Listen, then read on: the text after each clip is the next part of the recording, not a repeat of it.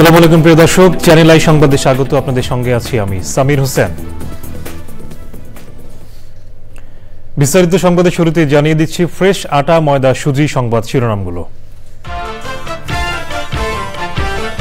বেইজিংয়ে চীনের president Xi Jinping এর সঙ্গে প্রধান উপদেষ্টা ডক্টর মোহাম্মদ ইউনূসের বৈঠক, একটি চুক্তি ও 8টি সমঝোতা স্মারক সই। মিয়ানমার ও থাইল্যান্ডে 7.7 মাত্রার ভূমিকম্পে কমপক্ষে 28 জনের মৃত্যু, বহুতল ভবন ধসে নিখোঁজ প্রায় 100 জন।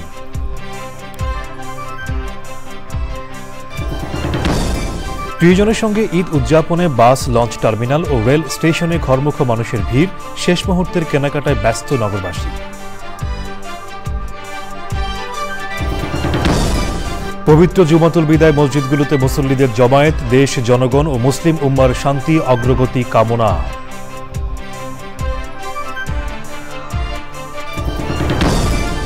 এবং ঈদের আনন্দ উদযাপনে নড়াইলে ট্রাই ফাউন্ডেশনের উপহার সামগ্রী বিতরণ, সহায়তা পেয়ে খুশি সুবিধা বঞ্চিত মানুষেরা।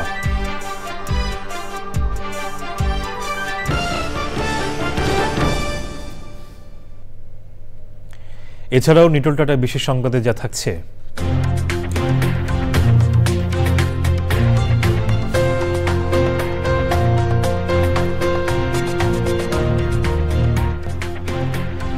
বছরের প্রথম আংশিক সূর্যগ্রহণের খবর।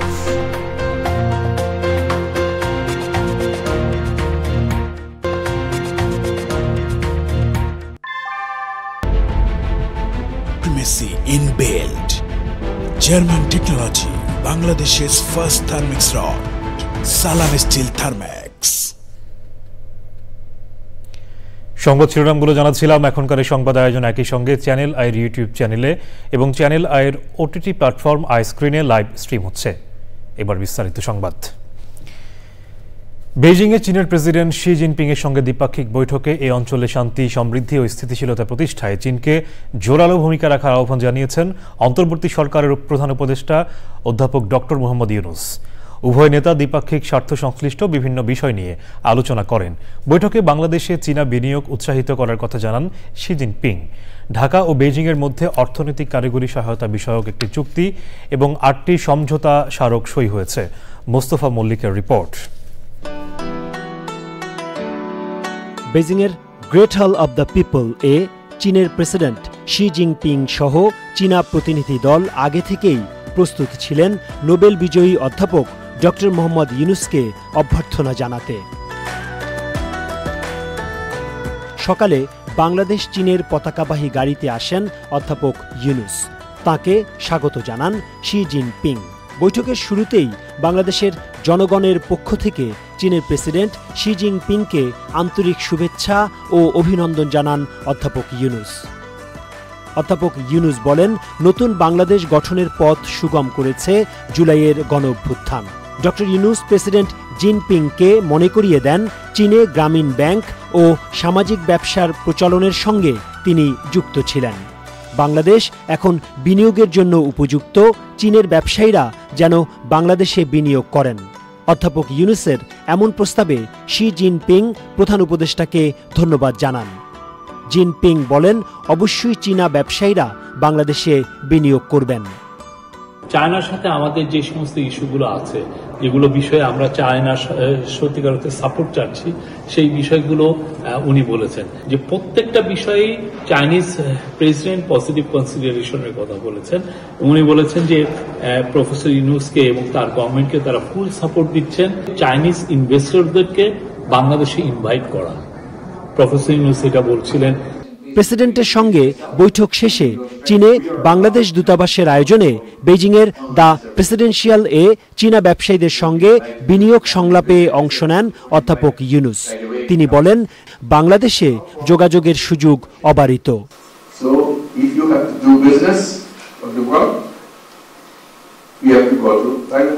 পরে বেইজিংয়ের রাষ্ট্রীয় অতিথি ভবনে চীনের ভাইস প্রেসিডেন্ট হান ঝেংয়ের সঙ্গে বৈঠক করেন প্রধান উপদেষ্টা। চীনের সঙ্গে অন্য দেশের ব্যবসা বাণিজ্য প্রসারে কাজ করা প্রতিষ্ঠান চীনের council for the promotion of international ট্রেডের ভাইস চেয়ারম্যান ইয়াও ওয়াংয়ের সঙ্গে বৈঠক করেন অধ্যাপক ইউনূস। এছাড়াও চীন সরকারের শীর্ষ প্রতিনিধি ও ব্যবসায়ী প্রতিনিধিদের সঙ্গে অধ্যাপক ইউনূসের বৈঠক হয়েছে। Mostafa Mallik, Channel I, Dhaka. শক্তিশালী ভূমিকম্পে মিয়ানমার ও থাইল্যান্ডে কমপক্ষে 28 জন নিহত হয়েছেন। এর মধ্যে মিয়ানমারে 25 ও থাইল্যান্ডে 3 জন। মিয়ানমারের স্থানীয় গণমাধ্যমের বরাতে এনডিটিভি এ তথ্য জানিয়েছে, ভূমিকম্পে থাইল্যান্ডের একটি নির্মাণাধীন ভবন ধসে 80 জন নিখোঁজ রয়েছে। ভূমিকম্পের পর মিয়ানমারের 6 রাজ্য ও থাইল্যান্ডের ব্যাংককে জরুরি অবস্থা জারি করা হয়েছে। 7.7 মাত্রার এই ভূমিকম্পে রাস্তাঘাট সহ বহু ভবন ধসে পড়েছে। ভয়াবহ এই ভূমিকম্পের পর আন্তর্জাতিক সাহায্যের আবেদন জানিয়েছে মিয়ানমারের জান্তা সরকার। বিস্তারিত সুব্রত গাইনের রিপোর্টে।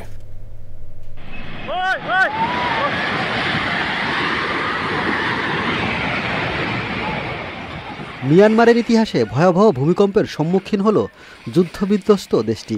যুক্তরাষ্ট্রের ভূতাত্ত্বিক জরিপ সংস্থা ইউএসজিএস বলছে, ভূমিকম্পটির উৎপত্তিস্থল মিয়ানমারের দ্বিতীয় বৃহত্তম শহর মান্দালয় থেকে 17.2 কিলোমিটার দূরের সাগাইং শহর।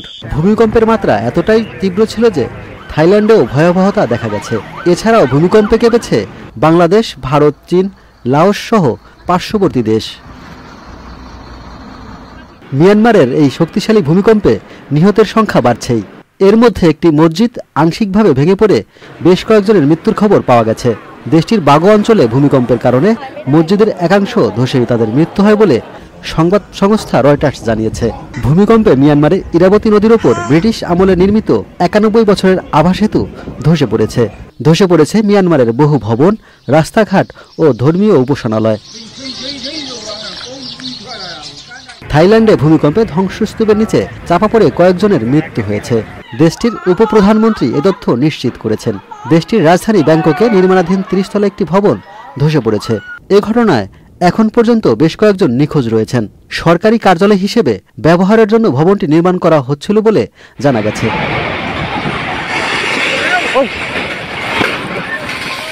ভূমিকম্পের পর মিয়ানমারের 6টি রাজ্য ও থাইল্যান্ডের রাজধানী ব্যাংককে জরুরি অবস্থা জারি করা হয়েছে। এছাড়া ভয়াবহ এই ভূমিকম্পের পর আন্তর্জাতিক সাহায্যের আবেদন জানিয়েছেন মিয়ানমারের জান্তা সরকার। Subrata Gain, Channel I. ভোগান্তি ছাড়াই সড়কপথে গ্রামের বাড়ি ঈদ করতে যাচ্ছেন নগরবাসী। পরিবহন সংশ্লিষ্টরা বলেছেন, সঠিক সময়ে বাস ছাড়তে পারছেন তারা। এদিকে সদরঘাট লঞ্চ টার্মিনাল পরিদর্শনে গিয়ে নৌ পরিবহন উপদেষ্টা বলেছেন, ঈদ যাত্রা সহজ করতে দক্ষিণ সিটি কর্পোরেশন কোনো ব্যবস্থাই নেয়নি। নাজিব বেগের রিপোর্ট। দরজায় করা নাড়ছে মুসলমানদের সবচেয়ে বড় ধর্মীয় উৎসব ঈদ উল ফিতর। আর পরিবারের সাথে ঈদের মুহূর্তগুলো কাটাতে বাড়ি ফিরছেন নগরবাসী। এবারের ঈদযাত্রা নির্বিঘ্ন হবে এমন প্রত্যাশা তাদের। তুলনামূলকভাবে এবারে যেহেতু কোনো যানজট নেই, সো এখন পর্যন্ত মনে হচ্ছে খুব স্বস্তিদায়কভাবে ইনশাআল্লাহ বাসে যেতে পারবো। দাদা বাসে যাচ্ছে, আমরা এবার বগুড়ায় ঈদ সেলিব্রেট করতে যাচ্ছি। ভিড় অত অনেক বেশি মনে হচ্ছে না, আশা করি বাকি যাত্রাটাও হচ্ছে ভালোই কাটবে। পরিবহন সংশ্লিষ্টরা বলছেন, এবছর তেমন যানজট নেই। আজকে মোটামুটি আর জ্যাম থাকবে না, কালকে জ্যাম হতে পারে। কালকে গার্মেন্টস ছুটি হচ্ছে, আর গার্মেন্টস অনেক সময় যে লোকাল গাড়িগুলো ওনারা রিজার্ভ নিয়ে চলে যায়, আসলে বাইপাইল ওখান থেকে তো মূলত কালকে হওয়ার একটু সম্ভাবনা আছে। সদরঘাট লঞ্চ টার্মিনালে যাত্রী চাপ কমেছে ভোগান্তিও। টার্মিনাল পরিদর্শনে যান নৌ পরিবহন উপদেষ্টা। সব দিক থেকে আমি মনে করি আমি স্যাটিসফাইড। এর চাইতে বেটার হতো বাংলাদেশে করা খুব ডিফিকাল্ট, চেষ্টা করবো যাতে এর চাইতে বেটার হয়। সবচেয়ে বড় সমস্যা হচ্ছে যে দক্ষিণের যে সিটি কর্পোরেশন আছে তারা কোনো উদ্যোগ নেয়নি এই রাস্তাটাকে অন্তত যাতে চলাচলের উপযোগী করতে। নাজিব বেগ, চ্যানেল আই, ঢাকা। ঈদযাত্রার ট্রেনে ঢাকা ছেড়ে বাড়ি ফিরছে মানুষ। রেলপথে যাত্রার খবর জানাতে আমরা সরাসরি যাচ্ছি কমলাপুর রেল স্টেশনে। সেখানে আছেন মিথিলা নাজরিন। মিথিলা, কমলাপুর রেল স্টেশনে যাত্রীদের চাপ কেমন দেখছেন, আর ট্রেন কি সময় মতো গন্তব্যে ছেড়ে যাচ্ছে? ট্রেন কিন্তু সময় মতোই গন্তব্যের উদ্দেশ্যে ছেড়ে যাচ্ছে। গতকালে আমরা যে একই পরিস্থিতি দেখেছি এবং আজকে আমরা রেলওয়ে কর্তৃপক্ষের সঙ্গে কথা বলেছি এবং এখানে যারা যাত্রীরা আছেন, অপেক্ষমান যাত্রীরা, তারা বলছে যে সময় মতোই প্রতিটি ট্রেন ছেড়ে যাচ্ছে এবং প্ল্যাটফর্মে এখন আমরা যে ট্রেনটি দেখছি সেটি কিন্তু চিত্রা এক্সপ্রেস। এই ট্রেনটি ছেড়ে যাবে খুলনার উদ্দেশ্যে এবং যারা ঈদ যাত্রায় যারা এবার রেলপথ বেছে নিয়েছেন তারা বলছেন যে ট্রেনের টিকিট পেতে কিংবা রেল স্টেশনে আসা, ট্রেনে ওঠা সবকিছু মিলিয়ে যে সার্বিক যে ব্যবস্থাপনা এটা নিয়ে তাদের কোনো ধরনের অসন্তুষ্টি নেই এবং তারা খুবই স্বাচ্ছন্দ্যে এবার ভ্রমণ করতে পারছেন। এবং আমরাও দেখছি যে এখানে কিন্তু প্রতিবার যেরকম ট্রেনে একটা উপচে পড়া ভিড় হয়, ট্রেনের ছাদে লোকজন যে এসে দাঁড়ায়, সে ধরনের কোনো পরিস্থিতি কিন্তু এবার আমরা দেখছি না। এবং এখানে যারা যাত্রী আছে আমরা দু একজনের সাথে একটু কথা বলে দেখবো তারা কোনো ধরনের ভোগান্তি মানে আপনারা কি টিকিট পেতে কোনো ঝামেলা হয়েছে? না না, আমাদের টিকিট পাইতে কোনো সমস্যা হয় না, টিকিট ঠিক রকমই পাই। কোথায় যাচ্ছে? খুলনা। ট্রেনটা কখন ছাড়ার কথা? 7:30। দর্শক, আমরা যেমনটি শুনছিলাম যে টিকিট পেতে ঝামেলা হয় নাই, একই অবস্থা ছিল গতকাল এই মোট প্রায় 40টির মতো ট্রেনে দূরপাল্লা ট্রেনে এখান থেকে কমলাপুর রেল স্টেশন থেকে ছেড়ে গিয়েছে এবং কোনো ট্রেনেরই শিডিউল বিপর্যয় হয়নি। এবং রেলওয়ে কর্তৃপক্ষ আশা করছে শুধু আজকেই নয়, ঈদের আগের দিন পর্যন্ত তারা যে সেবাটি দেবে সেখানে ট্রেনের কোনো ধরনের শিডিউল বিপর্যয় ঘটবে না। এবং প্ল্যাটফর্মে নিরাপত্তা দিতে আইন শৃঙ্খলা রক্ষাকারী বাহিনী সহ রেলওয়ে কর্তৃপক্ষে যারা আছে প্রত্যেকেই তৎপর রয়েছে এবং সব মিলিয়ে তারা আশা করছেন যে স্বস্তির একটা ঈদ যাত্রা পাবেন যারা রেলপথকে এবার বেছে নিয়েছেন। মিথিলা, আপনাকে ধন্যবাদ আমাদের সঙ্গে যুক্ত হয়ে তথ্যগুলো জানিয়ে দেওয়ার জন্য। ঈদ আনন্দ উদযাপনে সদরঘাট লঞ্চ টার্মিনাল দিয়ে বাড়ি ফিরছেন দক্ষিণাঞ্চলের হাজারো মানুষ। সেখানে আছেন লুৎফর রহমান সোহাগ, আমরা সরাসরি যাব তার কাছে। সোহাগ, সদরঘাট লঞ্চ টার্মিনালে এই মুহূর্তে যাত্রীদের ভিড় কেমন দেখছেন, আর নিরাপত্তা ব্যবস্থার সেখানকার সার্বিক চিত্রটা দর্শকদের জানাবেন।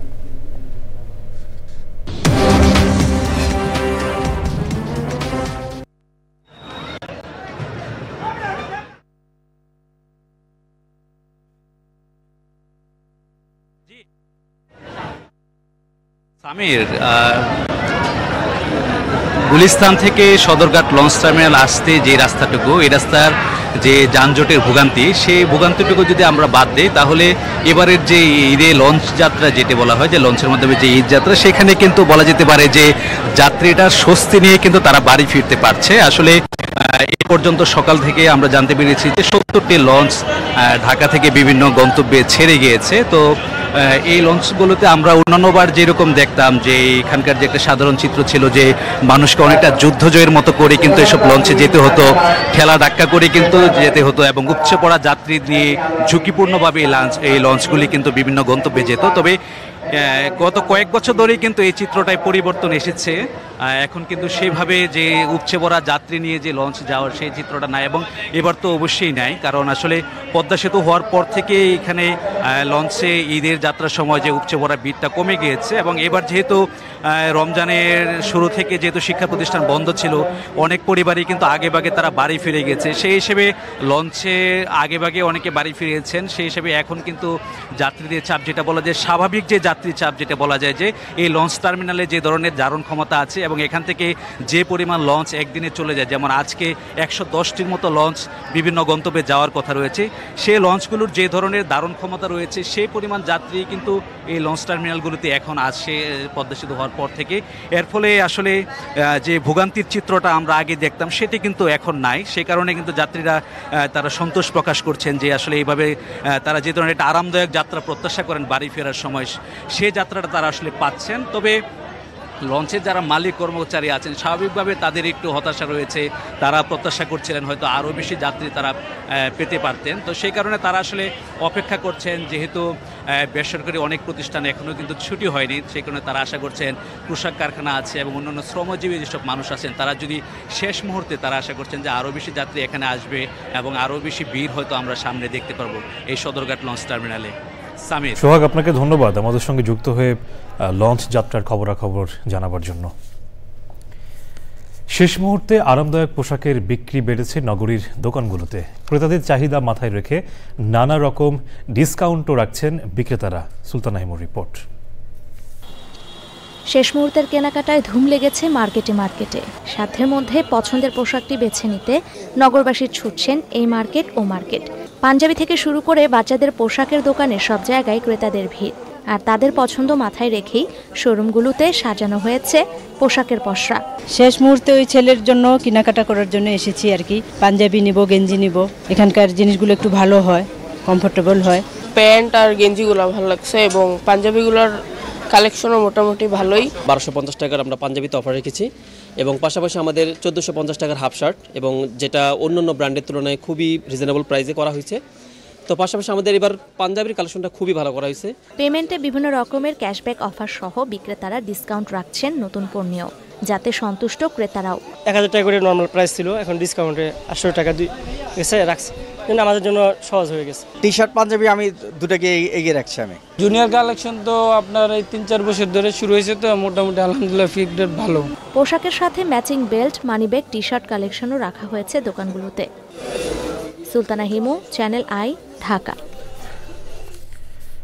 রমজান মাসের শেষ শুক্রবার জুম্মাতুল বিদায় মসজিদে মুসলমানরা এবছরের মতো রমজান মাসের শেষ জুম্মা পড়েছেন। খুতবায় বিদায় জানানো হয় পবিত্র রমজানকে। নামাজ শেষে মোনাজাতে দেশ, জনগণ ও মুসলিম উম্মার শান্তি, অগ্রগতি ও মঙ্গল কামনা করে দোয়া করা হয়। চকুর মালিথার রিপোর্ট। শুক্রবারের জুমার নামাজ প্রতিদিনের ওয়াক্ত নামাজের চেয়ে মুসলমানদের কাছে কিছুটা আলাদা। সারা বছরের যে কোনো মাসের তুলনায় পবিত্র রমজান মাসের জুমার ফজিলত ও বরকত বেশি, আর রমজানের শেষ জুমা বা জুমাতুল বিদা তার চেয়ে বেশি ফজিলতের, পাশাপাশি মুসলমানদের কাছে আবেগেরও বটে। তাই সকাল থেকেই প্রস্তুতি নিয়ে নামাজের অনেক আগেই মুসল্লিরা আসতে থাকেন মসজিদে। প্রস্তুতি নেন ফজিলতের এই নামাজ আদায়ের জন্য। আজানের পরপরই মুসল্লিরা নামাজ আদায়ের জন্য মসজিদে সুবিধাজনক জায়গায় বসে পড়েন। চলতে থাকে খুতবা। খুতবায় বিদায় জানানো হয় আত্মশুদ্ধি ও সংযমের এই মাসকে।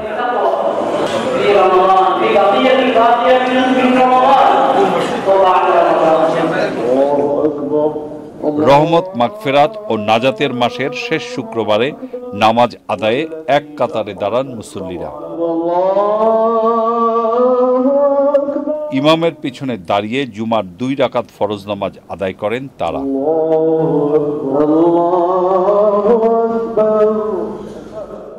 নামাজ শেষে মোনাজাতে দুহাত তুলে দোয়া করেন মুসল্লিরা। রমজানের নাজাতের এই সময়ে করুণা চান পরম করুণাময় আল্লাহ রব্বুল আলামিনের দরবারে। চকর মালিথা, চ্যানেল আই, ঢাকা। আমদানিতে অনিয়মের ভুল দাবির উপর ভিত্তি করে সরকার স্থলবন্দর দিয়ে সুতা আমদানি বন্ধ করতে চাচ্ছে বলে অভিযোগ করেছেন তৈরি পোশাক রপ্তানিকারকরা। তারা বলছেন, অসাধু সুতা আমদানিকারকদের থামাতে সুতা আমদানি বন্ধ করা কোনো উপায় নয়। প্রয়োজনে সুতা পরীক্ষার প্রয়োজনীয় যন্ত্রপাতি স্থাপনের দাবি জানিয়েছেন তারা। আর সুতা আমদানিতে অনিয়মের অভিযোগ অস্বীকার করেছে বেনাপোল কাস্টমস। মাস্টুর শাকিলের রিপোর্ট। গেল বছর দেশে মোট সুতা আমদানি হয়েছে প্রায় 12 লাখ মেট্রিক টন। বেশিরভাগ আমদানি ভারত থেকে হলেও প্রায় 1 লাখের মতো সুতা এসেছে স্থলবন্দর ভোমরা, হিলি ও বেনাপোল দিয়ে। তবে ভুল তথ্য দিয়ে অতিরিক্ত সুতা আনার অভিযোগ করে আসছিল টেক্সটাইল মিলস অ্যাসোসিয়েশন। তৈরি পোশাক প্রস্তুতকারকরা বলছেন, অভিযোগটি সঠিক নয়। প্রায় 25 বছর ধরে আমরা একই কমপ্লেইন শুনে আসতেছি যে প্রত্যেক দিন এই শত শত ট্রাক চলাচলের মাধ্যমে ঢুকে, কিন্তু আজ পর্যন্ত একটি ট্রাকও ধরা পড়লো না।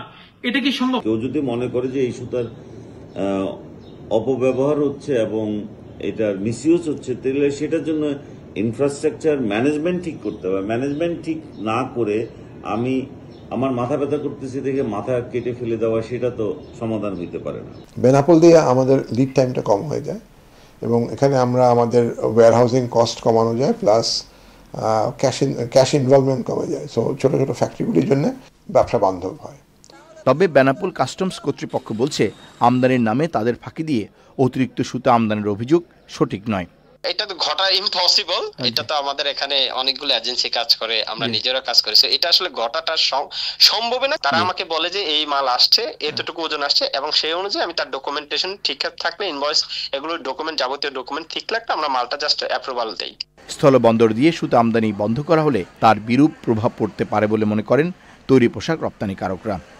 Masrur Shakil, Channel I, Dhaka.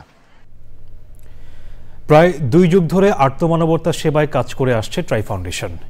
এরই ধারাবাহিকতায় এবার নড়াইলে দুস্থ, প্রতিবন্ধী ও কর্মহীন মানুষের সঙ্গে ঈদের আনন্দ উদযাপনে উপহার সামগ্রী তুলে দেয় ট্রাই ফাউন্ডেশন।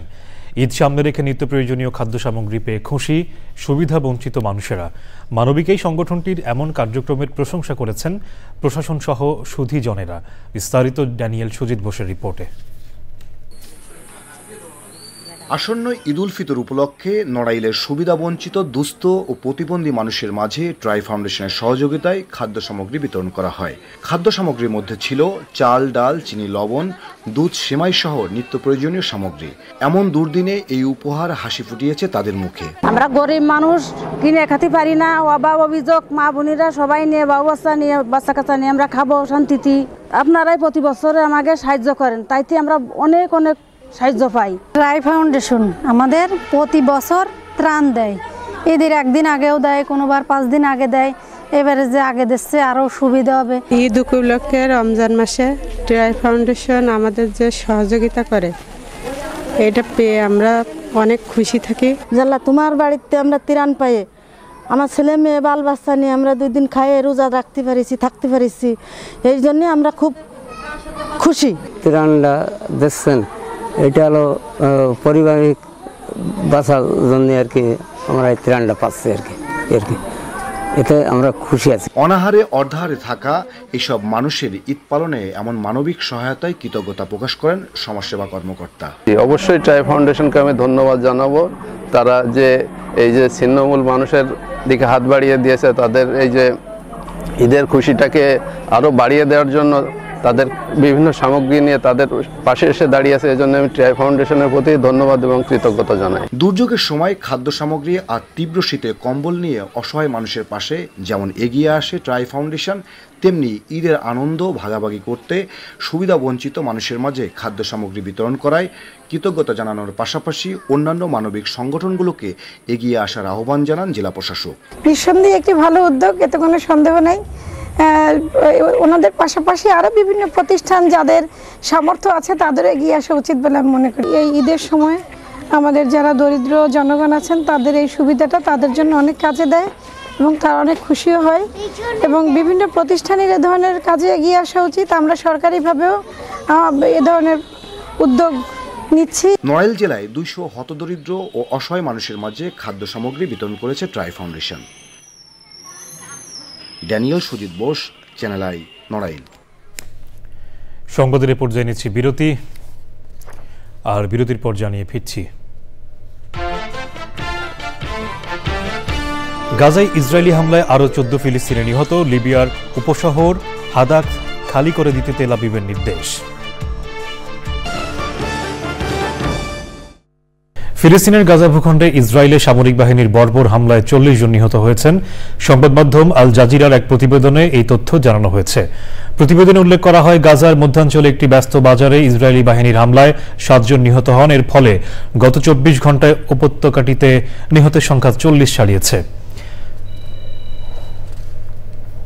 অস্ট্রেলিয়া সিডনির লাকেম্বা ব্রাঞ্চে অনুষ্ঠিত হল নিউ সাউথ ওয়েলসের ডিভিশনের ইফতার আয়োজন।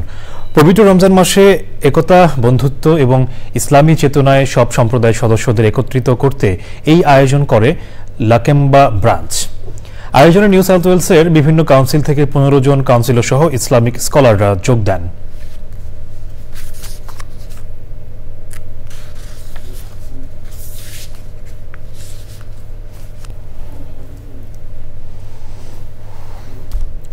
এবারে আইস্ক্রিন সাংস্কৃতিক সংবাদ।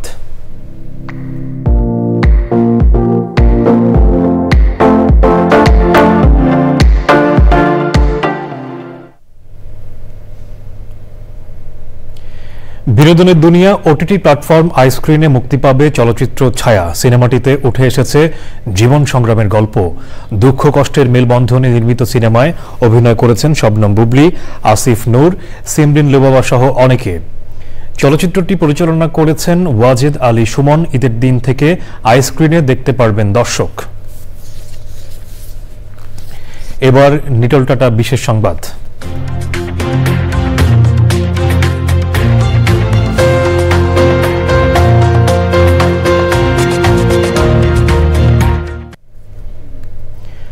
বছরের প্রথম সূর্যগ্রহণ হতে চলেছে শনিবার। এটি হবে আংশিক সূর্যগ্রহণ। নাসার তথ্য মতে এটি আংশিক সূর্যগ্রহণ হবে এবং এর সময়কাল থাকবে প্রায় 4 ঘন্টা।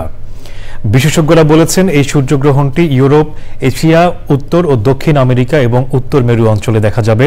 সূর্যগ্রহণের এই বিশেষ দৃশ্যটি স্থানীয় সময় অনুযায়ী বিভিন্ন অঞ্চল থেকে ভিন্ন ভিন্ন সময় এবং আকারে দেখা যাবে। 2025 সালের জন্য দ্বিতীয় সূর্যগ্রহণ 21শে সেপ্টেম্বর হবে।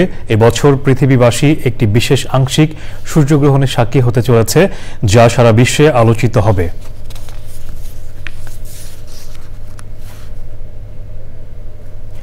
পূবালী ব্যাংক বাণিজ্য সংবাদ।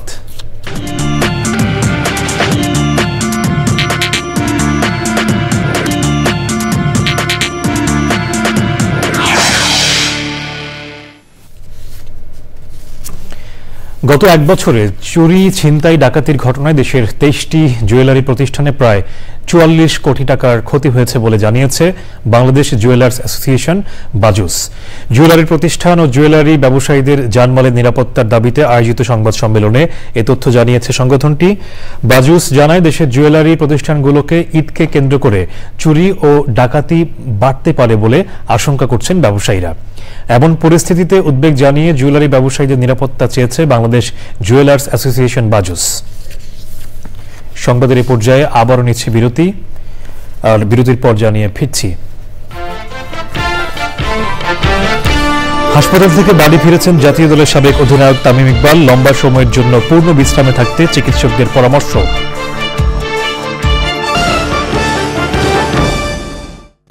হার্টে রিং পরানোর 4 দিনের মাথায় অনেকটা সুস্থ হয়ে হাসপাতাল ছেড়ে বাড়ি ফিরেছেন জাতীয় দলের সাবেক ওপেনার তামিম ইকবাল। দুপুরে এভারকেয়ার হাসপাতাল ছেড়ে বাড়ি ফিরে যান তামিম। সোমবার বিকেএসপিতে মোহামেডানের হয়ে ম্যাচ খেলার আগে দুবার হার্ট অ্যাটাকে গুরুতর অসুস্থ হয়ে পড়েন বাংলাদেশের ক্রিকেটের এই মহাতারকা। ওদিন তার হার্টে রিং পরানো হয়, এরপর ধীরে ধীরে সুস্থ হয়ে বিপদমুক্ত হয়েছেন তিনি। শারীরিক অবস্থা নিয়ে চিকিৎসকদের সাথে সার্বক্ষণিক যোগাযোগ থাকবে তামিমের। পরবর্তী চিকিৎসার বিষয়ে তার পরিবার সিদ্ধান্ত নেবে। 3-4 মাস পূর্ণ বিশ্রামের পর কার্ডিয়াক টিম পরীক্ষা নিরীক্ষা করে তিনি আবার খেলায় ফিরতে পারবেন কিনা সে সম্পর্কে মতামত জানাবে। শেষ করার আগে ফ্রেশ আটা, ময়দা, সুজি সংবাদ শিরোনামগুলো জানিয়ে দিচ্ছি আরও একবার। বেইজিংয়ে চীনের প্রেসিডেন্ট শি জিনপিং এর সঙ্গে প্রধান উপদেষ্টা ডক্টর মোহাম্মদ ইউনূসের বৈঠক, একটি চুক্তি ও 8টি সমঝোতা স্মারক সই। মিয়ানমার ও থাইল্যান্ডে 7.7 মাত্রার ভূমিকম্পে কমপক্ষে 28 জনের মৃত্যু, বহুতল ভবন ধসে নিখোঁজ প্রায় 100 জন।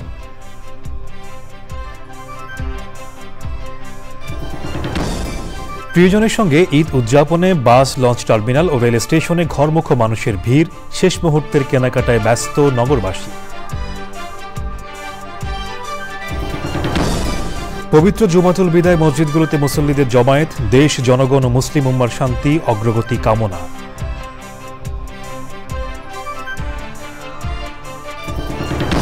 এবং ঈদের আনন্দ উদযাপনে নড়াইলের ট্রাই ফাউন্ডেশনের উপহার সামগ্রী বিতরণ, সহায়তা পেয়ে খুশি সুবিধা বঞ্চিত মানুষেরা।